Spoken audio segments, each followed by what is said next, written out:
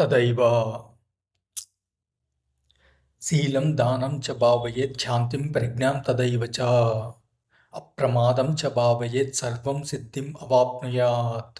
శీలం దానం చ భావయేత్ శాంతిం ప్రజ్ఞాం తదైవ చ అంటే శీల దాన శాంతి ప్రజ్ఞలను సాధన చేయాలి, అప్రమాదాన్ని పెంపొందించుకోవాలి.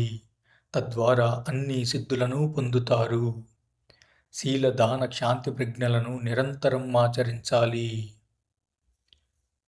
ఇది శుహ్రులేఖ పాఠంలోని చివరి శ్లోకం.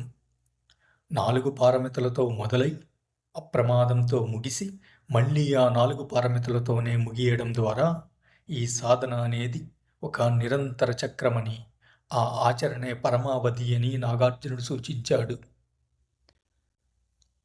నాగార్జునుడి శుహ్రులేఖ ఒక అద్భుతమైన తాత్విక కళాఖండం. ఇది సామాన్యమైన నైతికతతో మొదలై శూన్యత వంటి గంభీరమైన వేదాంత సత్యాలను స్పృశించి తిరిగి ఆచరణాత్మకమైన సత్యం మరియు శీలం వద్ద ముగుస్తుంది. ఇక్ష్వాకు రాజుల కాలంలో బౌద్ధం ఎంతటి ఉన్నత స్థితిలో ఉందో ఈ గ్రంథం సజీవ సాక్ష్యం. బ్రాహ్మణ పునరుద్ధరణ జరగక ముందు అంధకరట మట్టిలో విలసిల్లిన స్వచ్ఛమైన బౌద్ధ తాత్విక సుగంధం ఈ శుహ్రులేఖ.